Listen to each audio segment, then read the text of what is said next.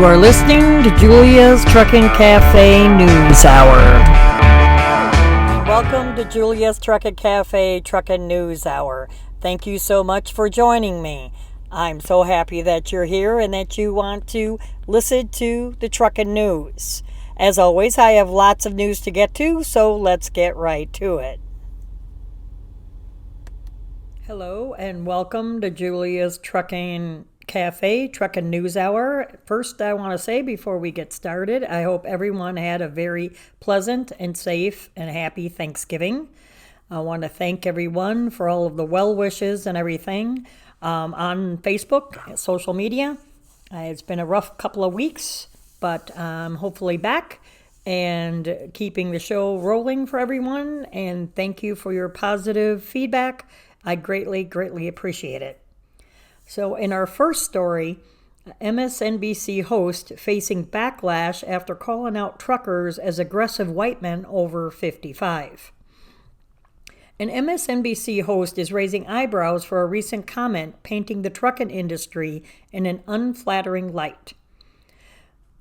On Sunday, November, MSNBC's Tiffany Cross hosted cross-country truck driving school owner and president Pamela Day on the program Cross Connection. In a segment meant to highlight labor issues and supply chain constraints within the trucking industry, Cross said she worried about her brother, who was a truck driver, operating in what Cross called, quote, a dangerous industry, end quote, and then questioned Day about her efforts to increase diversity in trucking. Day attempted to steer the conversation back toward safety, stating that her focus was to help develop safe CMV, commercial motor vehicle operators, end quote. Cross then asked Day how the trucking industry could be more welcoming to people of color and mentioned, quote, racism on the CB, end quote. Cross went on to say that trucking is an industry populated by a lot of white men over the age of 55. This group of people overwhelmingly voted for Trump. Some people have talked about, aggressive truck drivers cutting them off or not being helpful, end quote. Cross went on to press Day for answers, asking, how can you encourage someone to come and disrupt this space when it seems a bit unwelcoming? And Day stated that she was a driver for 8 years and pointed to the importance of getting more women to enter the trucking industry. Well, let me tell you something. Yes, this is my commentary. As a woman out here for 33 years, number one, people don't talk on a CB much anymore. Number two, the only people that do talk on a CB are going to be raising hate and discontent. And Miss Cross, if you're listening to this, and I direct message you on Twitter, anytime, honey, you want to come in the truck with me and see what a white woman puts up with out here, amongst all of the men, bring it. I'll gladly take you through Chicago, Atlanta, every place else to show you how I get cut off and how I'm treated out here.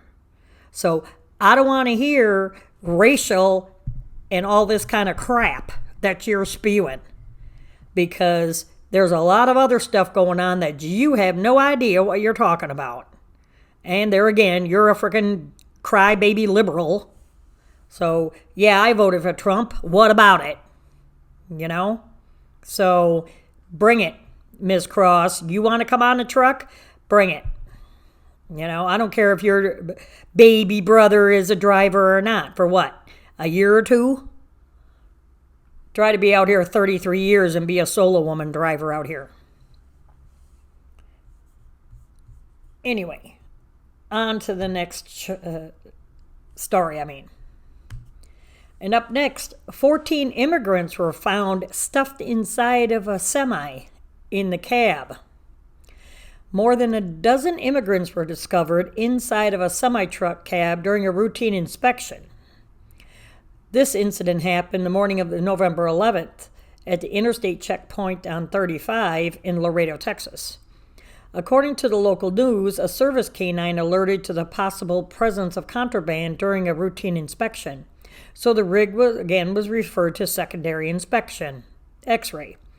During that inspection, a total of 14 immigrants from Mexico and Guatemala were found stuffed inside of the semi-cab.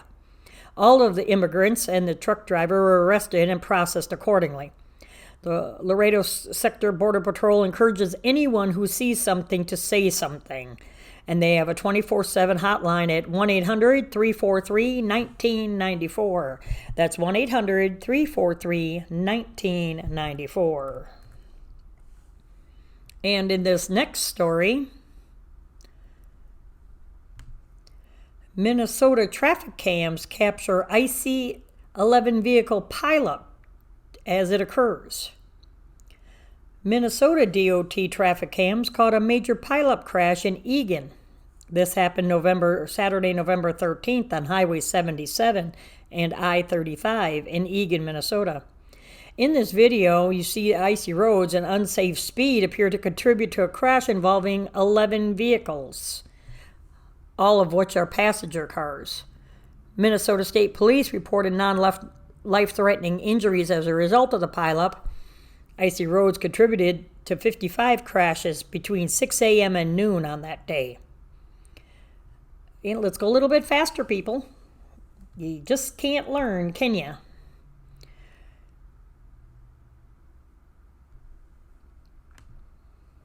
And that was a short story. In this story, troopers blamed for poor investigating at a scene of a wreck that killed 5 bicyclists.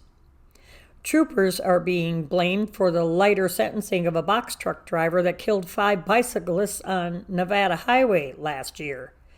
The wreck happened in December of 2020, if you remember me reporting on that story. And the box truck driver, Jordan Barson, was sentenced this past summer. According to the local news, troopers who investigated the crash are responsible for, quote, weakened evidence against Barson because they failed to suspect impaired driving at the scene and didn't require a blood sample. Barson submitted voluntarily blood draw hours after the crash, and it was only then that high levels of meth were found in his system. 9 times the amount that prosecutors need in court to prove impairment. Quote, they didn't get a search warrant in the case. They had to do with they didn't suspect DUI, end quote, said former Deputy Clark County District Attorney Thomas Moskal. Quote, ultimately, that had negative consequences down the road. I'll talk eventually. At the scene of the wreck, Barson told officers that he believed he had fallen asleep, and the officers took him for his word. Quote, I don't have reason to believe he's under the influence, but he's obviously distraught, quote, end quote, a trooper said in one of the 16 body camera videos from the scene. He thinks he fell asleep. I tend to really believe that, said another trooper. At the scene, Barson submitted to a field sobriety test, during which he raised his arms, performed an improper turn, and used his arms to balance. That trooper later filed a report deeming the results unsatisfactory, but noted that Barson was shaking uncontrollably and was in an emotional wreck given the severity of the incident. At the scene, officers did ask Barson to submit to a voluntary blood draw, but did not seek a warrant because they did not believe that they had probable cause. So Barson was not required to comply. He was later allowed to return home after a visit to the hospital and did not admit to consuming meth until 4 days later during an interview. A few weeks after the crash, body cam footage of the officer's interactions with Barson was reviewed by a drug recognition expert who said it was clear to her that Barson was under the influence of a stimulant. However, no officers trained in drug recognition responded to the crash site the day of the incident. Quote, he is certainly serving time for the crime that he committed, but he is not serving the correct sentence for the crimes that he committed, and that's because the troopers didn't do their jobs that day, said Donna, wife of one of the cyclists killed in the wreck. Barson has since pleaded guilty to 2 counts of driving under the influence causing death as a part of a plea deal. He was originally facing 14 felonies. He will serve 16 to 40 years in prison. And up next, a truck thief was previously on county's most wanted list, an investigation shows. The man responsible for stealing a semi and leading police on a dangerous chase was previously on the county's most wanted list, an investigation reveals. The theft and subsequent chase began on Friday, November 12th, in Red Bluff, California. According to the local news, the suspect, 34-year-old Trey King, initially stole a rig from Ben's Truck Equipment on Montgomery Road in Red Bluff and crashed it into a pickup truck before fleeing the scene in the rig. The owner, Ben Sale, then tracked the rig to Rancho Tehama and was headed to retrieve it when he saw it pass him in the opposite direction. Sale then contacted police, who began pursuing the stolen truck. The California Highway Patrol officer eventually got the rig to stop just north of Ulm Road, but the suspect suddenly shifted the rig into reverse, headed for the police cruiser at a high rate of speed, all while driving in reverse. The rig then struck the cruiser, smashing the front of the car and spinning it sideways. King then fled the scene, still in the truck, and got stuck in a ditch before continuing on and attempting to ram several other police vehicles. He then bailed out of the rig, broke into a pickup truck, continued the chase along Interstate 5, and driving into oncoming traffic. Sounds like a movie, doesn't it? Eventually, police called off the chase in the interest of public safety. You bunch of wussies. A short while later, King sideswiped the semi-truck, struck a bridge abutment, abandoned the pickup truck, and attempted to carjack several other vehicles before police eventually arrived, tased him, and took him into custody. Whew.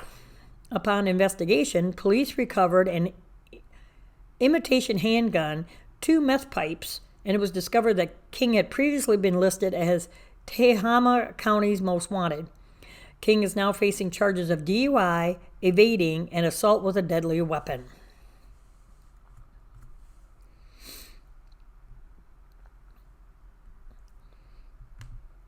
And in this story, a semi-truck nearly topples 180 feet over the side Deception Pass.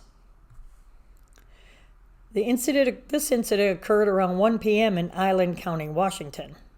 A semi-truck traveling north on Highway 20 over Deception Pass Bridge was tipped and came to a rest against the bridge railing.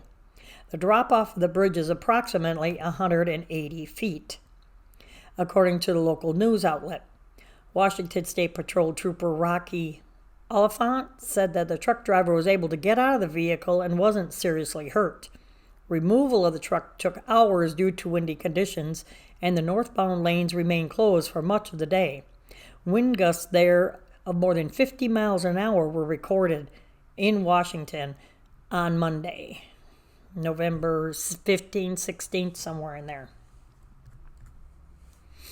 And up next, Border Patrol agents seize a stunning $53 million worth of drugs from a rig hauling cauliflower. This was seized in Texas on November 12th at the World Trade Bridge in Laredo.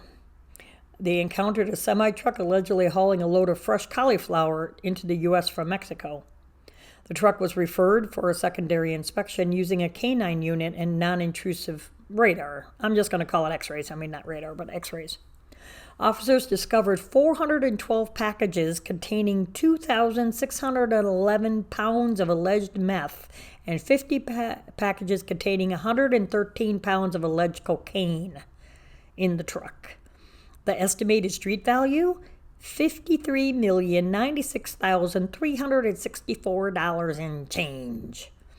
The case was handed over to the U.S. Immigration and Customs, ICE, and, quote, attempts to smuggle contraband through commercial supply chains are increasing. You think? The Border Patrol continued robust enforcement posture and dedicated to border security and blah, blah, blah, blah, blah. We heard this all the time. And in this story, OOIDA says up to 30% of a trucker's day is wasted by waiting, causing supply chain woes. A new report from the research arm of Owner-Operator Independent Drivers Association, affectionately known as OOIDA or OOIDA, suggests that current supply chain problems are caused not by a shortage of available drivers, but by waiting long hours at shippers and receivers, like I've been telling people that ask me about it. A recent report issued by their foundation seeks to combat the mainstream media and American Trucking Association's narrative that the trucking industry is short 80,000 drivers. Instead, OOIDA report suggests that current supply chain problems are caused by inefficiency with, sorry, just got done eating. Let me start again. Current supply chain problems are caused by inefficiency within the trucking industry that results in much of a driver's available hours being squandered by waiting. Based on a survey of more than 900 drivers, where am I in all these surveys? The report found that, quote, a majority of drivers spend between 12 and 20 hours each week waiting to load and unload their truck. In other words, they spend 20 to 30% of their possible compensated drive time in detention, end quote. One of the survey respondents stated that this is one of the biggest issues affecting hours of service and safety. Drivers encountering unexpected long detention feel forced to drive faster, harder, and longer to make up for perceived lost time, end quote. Quote, we're at 6.5 of 11 hours of driving, industry average, said J.B. Hunt Sr., Vice President, Corporate Safety, Security, and Driver Personnel, Greer Woodruff. Beyond increasing detention times, drivers are also losing productive driving hours to the search for parking, spending about 56 minutes per day looking for a safe and available spot. Drivers are also forced to waste time sitting in idle in traffic and driving empty to the shipper. Reports suggest that rather than adding new drivers to the industry, many supply chain problems could be alleviated with expedited loading and unloading times. Yeah, like 30 minutes instead of 5 hours like I did the other day. Flexible appointment times, a window 8 to 4 or 8 to noon, 1 to 4. More available parking at shippers' facilities because you have plenty of area around your building. You could put a parking lot. And more consistency with loads and lanes. The report also points to driver retention issues caused by, quote, an unattractive working environment due in large part to long hours, inadequate compensation, end quote, as a contributing factor in supply chain problems. You can also see on the graph here that this is a white paper that the report did, that this is a typical day of a driver. And I know it's little bitty print, but it says the driver receives the dispatch. And then members drive over 20,000 empty miles each year, which sets up valuable on-duty drive time. They go empty to the shipper. Members spend 3 to 10 hours each week waiting for their truck to be loaded. They pick up at the shipper or the port. Then there's traffic congestion. States that 1.2 billion hours are lost to congestion, or equivalent of 425,533 truck drivers sitting idle for a working year. And then truckers spend on average 34 minutes of drive time a day looking for parking so we could take our 10-hour break. And then another 3 to 10 hours are spent waiting to unload. Over half of a driver's day is consumed by inefficiencies. So there you go. I even had a little bit of a hard time reading that fine print with my double pair of eyeballs on.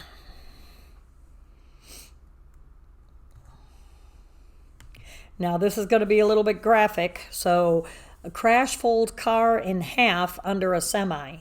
Trooper says he has never seen anything like it. Well, there's been quite a few crashes like that. In Washington State, a crash involving a semi-truck and a mangled passenger car was both nightmarish and miraculous as the motorist somehow survived what could have easily been a fatal crash. The crash happened around 11 a.m. on Tuesday, November 16th on northbound I-5 at the Saget River Bridge in Mount Vernon, Washington. According to State Patrol Trooper Rocky Oliphant, the car was struck from behind, folded the car in half, and the semi came to rest on top of it. Remarkably, Oliphant said that the motorist somehow survived with believed to be minor injuries. He said that he was stunned by the level of damage at the crash scene. There's really not a word to describe this, he says. In my 14-year career, I've never seen anything like it. You ain't been around. Police did not provide additional information on the cause of the crash. Both directions of I-5 were closed as a tow truck worked to remove the semi off of the car. All lanes were reopened around noon that day. The crash happened as flooding and severe weather caused road closures and made driving dangerous in many parts of Washington that day. And somebody else decided to do something stupid. A tanker truck disseminates a wooden pedestrian bridge. A wooden footbridge was badly damaged on November 17th in Angola, Indiana, when a truck driver attempted to cross it. The local news reports that the truck driver followed bad GPS directions that led him off of State Route 127 and onto the bridge, causing it to collapse. Well, you see, it's a wooden bridge. You know your damn truck is too frickin' heavy. Come on, guys. Unless it was dark that you couldn't see. But it was daylight. It was 10 o'clock in the morning. I'm like, come on. Now, I've been down some doggone crazy places, but, nothing that bad, thank goodness. And somebody's crying that it's difficult enough being away. Truck driver speaks out against TV host radically driven slam on the trucking industry. Well, all they need to do is interview me. A truck driver spoke out this week against TV host recent assertion that the trucking industry is an inhospitable place for anyone but aggressive white men over 55. Like I said, Tiffany Cross spoke on the topic of race and racism in trucking with a trucking school owner. The conversation was meant to highlight labor and supply chain issues in trucking, which quickly turned to comments about potential racism in the industry as Cross voiced concerns about her brother, who's a truck driver, working in such a dangerous industry with a lot of white men over 55 who voted for Trump. Now, Carl Tharp Porter, a truck driver from Milwaukee, has made his own TV appearance to discount Cross's statements and highlight that what he sees as real issues in trucking: emotional crisis, regulations, wage issues, and even the gender gap. During his appearance, he agreed that there is a division in the trucking industry, but blaming it on race or racism is sort of a fear-mongering and simply not the case. Quote, "What struck me was that the woman stated that there was a racism issue, but didn't talk about the important issues like gender, being in truck driving as a woman." He said, "I'm a truck driver. Doesn't matter that I'm black, and I've never experienced racism from other drivers. We have a code as drivers, and some folks don't want to be bothered nor harassed on political beliefs. It's difficult enough being away. Don't bring your leftist agenda to us," he said from the South Side. Quote, We deal with wages issues. We deal with DOT regulations. The fact that I have to be over the road for over 2 weeks, and when I come home and see my family, those are true issues. I don't want to deal with invisible boogeyman that is racism. I don't fall into the prey of the left where it plays on your weariness as far as being fearful of things to happen," end quote. Quote, "There's divide, but it's not on the issues of race," he continued. "A lot of people are dealing with emotional issues here. It's more of an accountability issue. It's a spiritual battle that I think that's either right or wrong, good or evil," end quote. He went on to say, quote, "We need to get over this imaginary thought of racism. To me, it doesn't exist. We're a family unit in the trucking driving industry. We don't want to deter younger drivers like myself away from the industry because of other people's fears and disbeliefs," end quote. Yeah, you're a little bit wrong there, buddy. It isn't a family out here anymore. It used to be years ago, but everybody's out for themselves. Quote, "Truckers that do things that are wrong out here, you need to take accountability, and we need to let them know that's not how we do it in the industry," end quote. Prior to his appearance, had to say this on Twitter about Cross's segment on trucking, as I said before. So I'm not going to go into that anymore.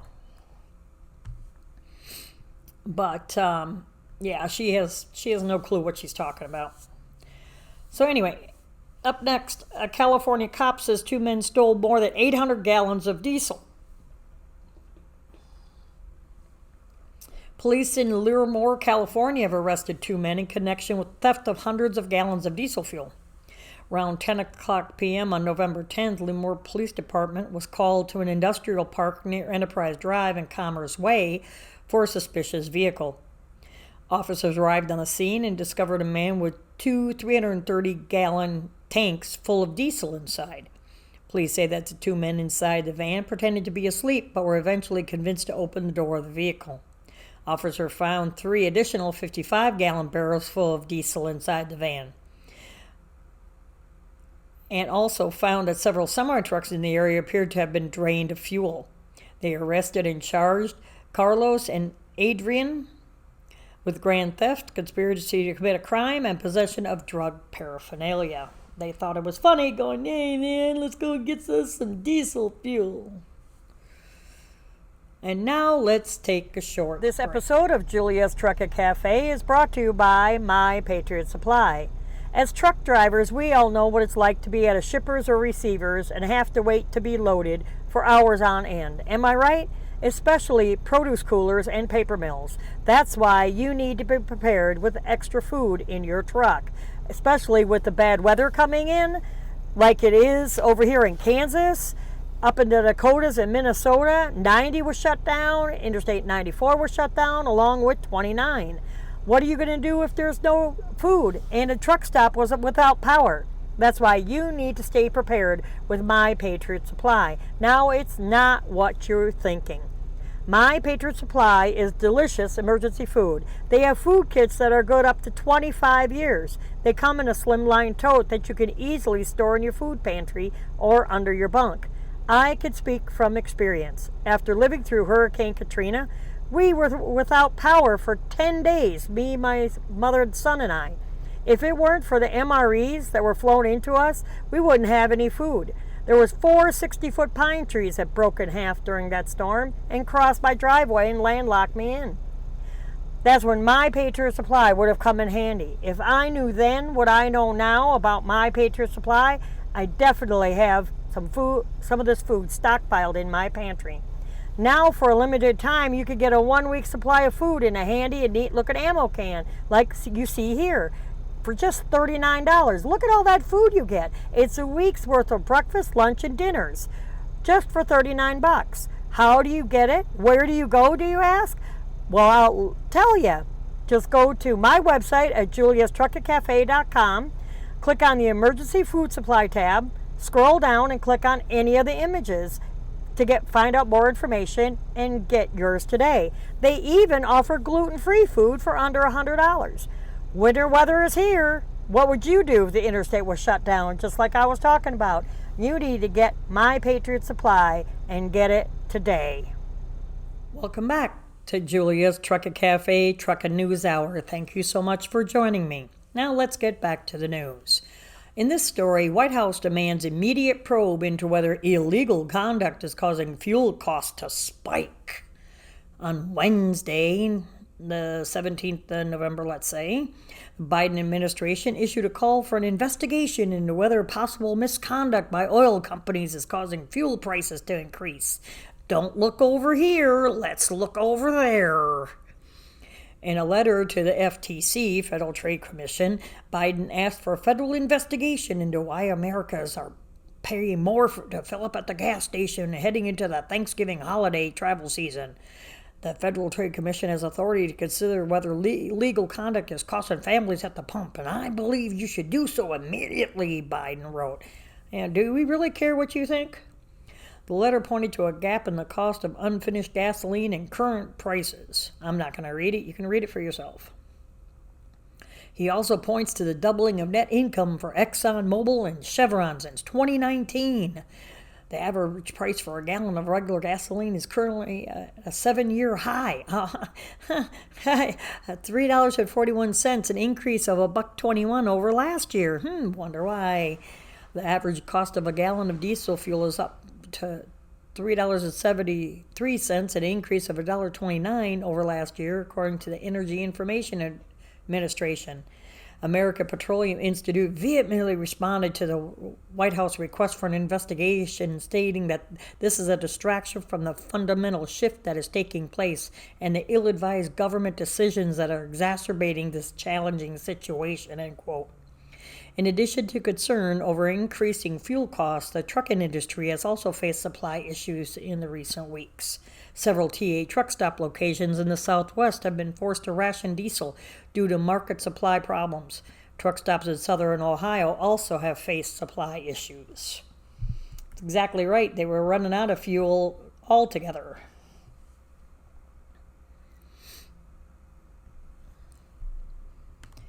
And in this story, a trucker is in trauma hospital after an open water crash.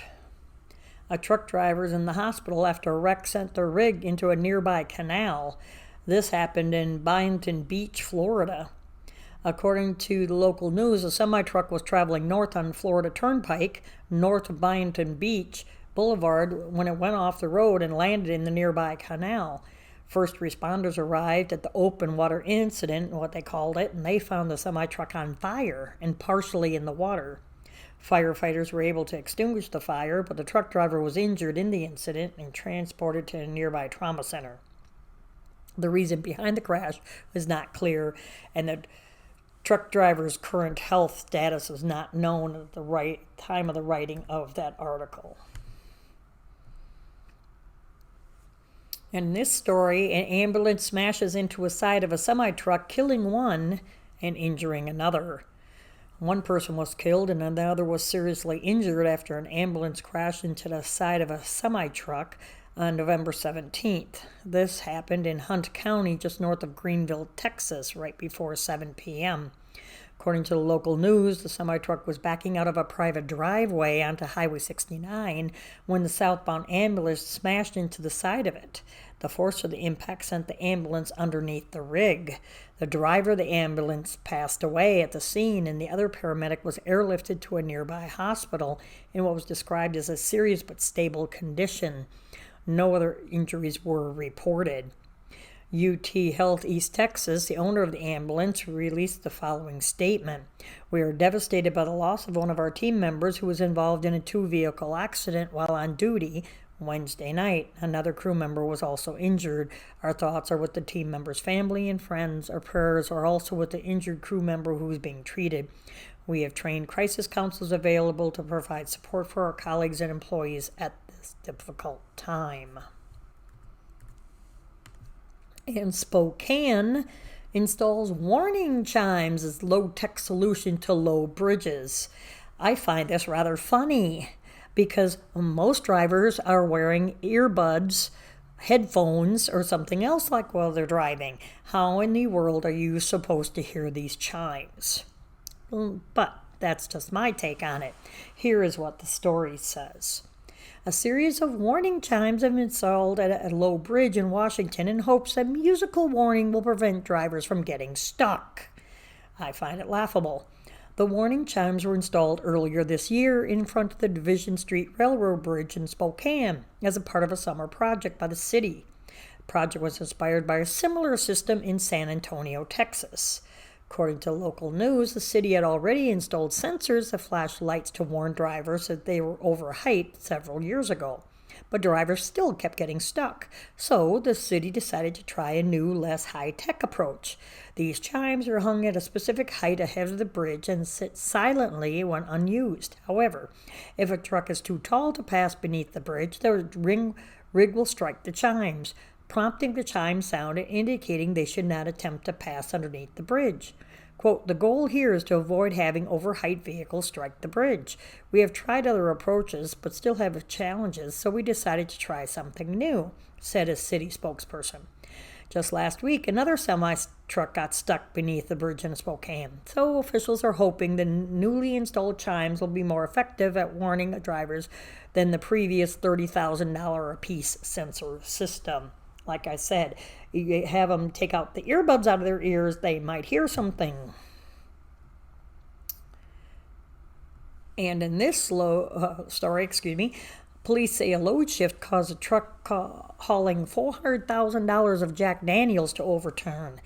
I call this alcohol abuse. A single vehicle crash left the Tennessee roadway soaked in whiskey on Wednesday morning. This happened November 17th in Murfreesboro. A semi loaded with $400,000 worth of Jack Daniels whiskey overturned after the load shifted as the driver was making a left turn onto the I-24 on-ramp from South Church Street. No injuries were reported. Police say that several gallons of Jack Daniels spilled out as the truck was uprighted by the wrecker. The truck driver picked up a load of whiskey in Lynchburg, was headed to Nashville to the railroad terminal where the load was scheduled to be shipped to Israel. Wow, even the Israelis like Jack. They got good taste, as far as I'm concerned. Personal opinion. But do you think they could be going a little bit too fast for that curve? That is kind of a tight turn. And sadly, this truck driver successfully avoids a crash during a fatal medical episode. A truck driver was able to avoid a serious crash while suffering a medical episode November 18th in Ontario, Canada. According to those news, the unnamed truck driver was traveling along Highway 410 when he apparently began suffering from a medical episode, as they're calling it. The trucker was able to pull over onto the shoulder without causing a crash. Soon, a passerby noticed something was off and came to check on him. Good Samaritans attempted to perform first aid on the driver, but he was soon transported to a nearby hospital where he was pronounced dead. As of 1:40, the company or family of the driver had not yet been notified, so they did not release the driver's name or who he worked for. And OIDA's back in the news. They call lawmakers' push for trucking school grants little more than corporate welfare. A group of more than 60 lawmakers from both political parties are calling for trucking school grants from the Labor Department, but OIDA says that an investment simply won't pay off. A group of lawmakers submitted a letter to the Department of Labor Secretary on November 17th, urging him to prioritize Department of Labor Workforce Innovation and Opportunity Act, WIOA, grants specifically for applicants looking to become truck drivers. However, President of the Owner-Operator Independent Drivers Association, OOIDA, says that the plan is nothing more than corporate welfare and will not bring about the changes needed in the trucking industry. Of course not. They will do everything but. He says what they're proposing here is using tax dollars to provide training to people that realistically will not pursue this as a career. It will be something that they will try and many will burn out quick, in 3 to 4 years. If you're going to use tax dollars, somebody else's money, to make an investment in somebody, you want it to be an investment that pays off long term, and this simply doesn't. To use words others might, this is little more than corporate welfare. Spencer continued, reiterating the OIDA's recent point that there is not actually a shortage of those qualified to drive trucks, only a shortage of those who are willing to. When they say there's a shortage, you have to ignore basic math. Every year, states license over 400,000 people to drive big trucks. So whether they say there's a shortage of 60 to 80,000 or whatever, over 400,000 is a lot of people. Where do they all go? Most clearly don't stick in this occupation they just got licensed for, he goes on. And he's not the only one acknowledging that the industry needs improvement. In addition, they recently released studies showing that as much as 30% of the truckers' time is spent simply waiting around, like we just talked about in the previous segment.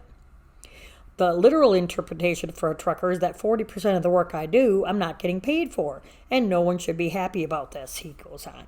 So this is, and then the literal interpretation, okay, I'm sorry, I already said that. Anybody that's willing to work 70 to 80 hours a week can make more money, spend less out of pocket, and sleep at home every night working in fast food. It's not like we need to tap into people at a younger age. What needs to happen is those companies that talk about having a driver shortage need to change the way they operate to make those jobs, be attractive to more people, he continued. But you're not going to get somebody to work 70, 80 hours a week. They don't want to.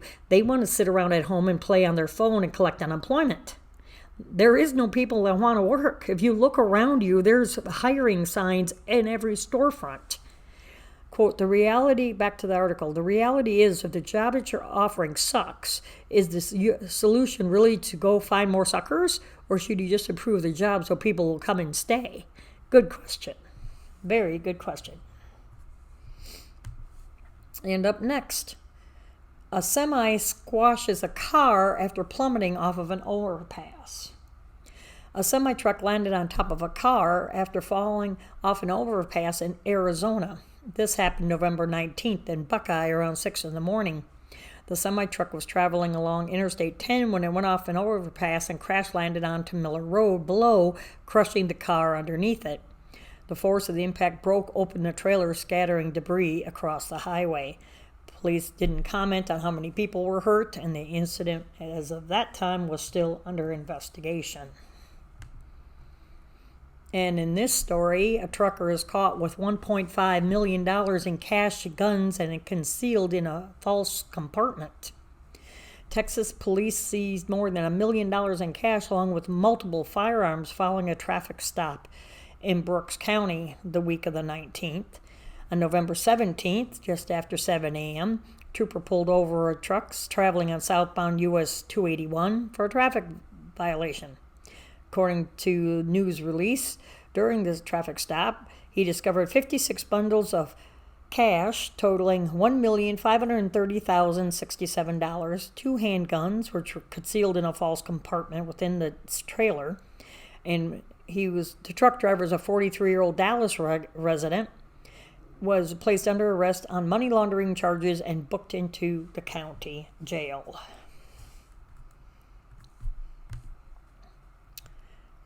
And Ohio refinery shutdown could trigger diesel shortages in several states. A month-long shutdown of 2 refineries is expected to result in diesel fuel supply problems in several states, including Ohio, Kentucky, West Virginia, and Indiana. Oil refineries, Husky Marketing and Supply Company in Lima, Ohio, and Marathon Petroleum in Ironton, Ohio, both recently suspended operations per preventative maintenance, according to a November 15th memo issued by the city of Cincinnati. This month, Ohio truck stops have reportedly struggled to maintain diesel fuel supplies. The city of Cincinnati says that their existing reserve of diesel fuel is 25% below the 1-month supply that is typically on hand for emergencies.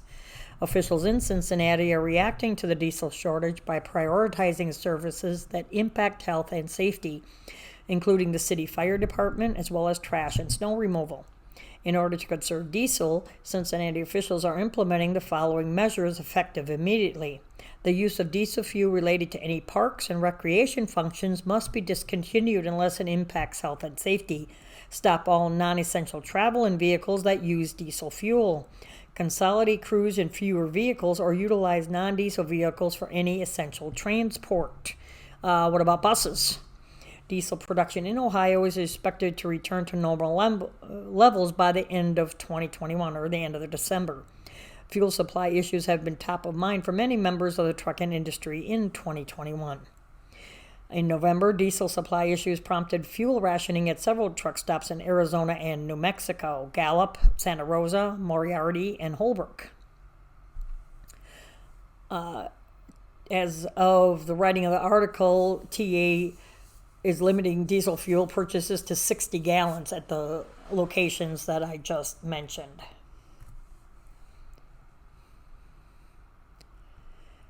And in this article, a driver fired for refusing to violate hours of service rules wins $24,000 from a company. A Houston company was ordered to pay a former worker nearly $24,000 after he was fired for refusing to drive beyond the limits set by the FMCSA, Federal Motor Carrier Safety Administration.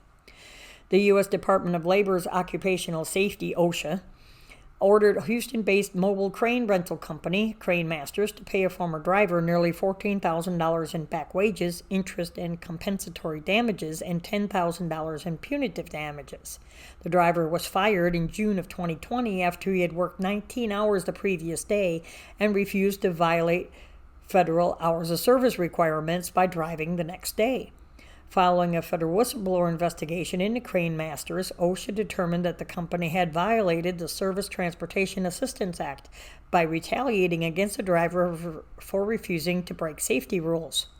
Quote, Crane Masters, Inc. punished a driver who refused to jeopardize their safety and that of others on the road by violating federal laws that restrict how many hours a truck driver may operate a commercial vehicle each day, said OSHA Regional Administrator. Quote, commercial truck drivers, mechanics, and other workers are critical to our nation's transportation infrastructure and our economy, but they should never be forced to put themselves or others at risk because of an employer's concern for profit or fear retaliation for exercising their labor rights, end quote.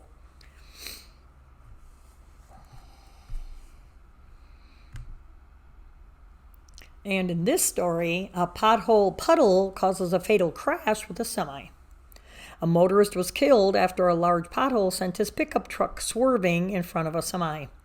The accident happened Thursday night, November 18th in Portland. The motorist was driving an F-150 at northbound Interstate 405 north near Fremont Bridge when he began to merge on I-5. As he was merging, his pickup truck rolled over a 4-inch deep pothole filled with water, which caused the pickup truck to swerve to the right into the concrete barrier. Then the pickup truck skidded back toward the middle of the highway into the path of an oncoming semi.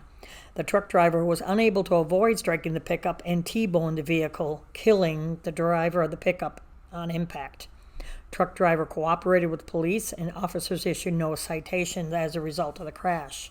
The identities of both drivers were not released, and the incident is still under investigation. And our last story for this episode is U.S. reps introduce bill aimed at supporting women in trucking. A representative from Kansas has introduced a bill aimed at incorporating more female drivers into the industry. This was introduced by U.S. Representative Sharice Davids of Kansas and would require the establishment of a board focused solely on creating opportunities for women in trucking. The bill would then provide education, training, mentorship, or outreach to women in the trucking industry and recruit, retain, or advance women in the industry. Quote, coming out of the pandemic, we're seeing global supply chain breakdowns that are leading to rising costs and harmful shortages worldwide, from gas to groceries. The causes are complex, but one thing is clear. We've been dependent on materials made in other countries for far too long. We haven't been giving our transportation workforce and infrastructure the attention they need, she said in a statement. That's why I introduced a bill to encourage women to join the trucking industry. According to American Trucking Association, women make up only 7% of truck drivers currently in the industry. There's that vacancy in the middle between retiring drivers and the drivers coming in, and we're all paying their price right now, said Tracy Christian, a truck driving instructor. I've had at least one female driver. The next class out of 6, 2 or 3 of them are going to be female drivers. Having a backup plan is always great. I mean, not just transportation as far as big trucks, but my school district needs bus drivers every day, said Lacey Snodgrass, a recent graduate of truck school. It's an actual profession, and it takes professional drivers to do it, Christian added. So thank you so much for listening to the show and also bearing with me as I work through some personal things and some crises in my world. In upcoming, I will be explaining how I definitely advanced in this industry. So stay tuned for that little video and tidbit on what I'm doing in my career. Thank you so much, and I'm glad you had a great Thanksgiving. I greatly appreciate each and every one of you who tune in to listen to me each week here on the cafe. If you wouldn't mind, please subscribe using the link below, or on CloudHub, please subscribe at the top of the page. I greatly appreciate each and every one of you tuning in. As I said, please, if you wouldn't mind, stop in if you're on Facebook and give us a like on Facebook. Also join our discussion group at Julia's Trucking Cafe Regulars. And if you wouldn't mind, subscribing to our newsletter at juliastruckingcafe.com/newsletter. So thank you so much for tuning in, and until next time.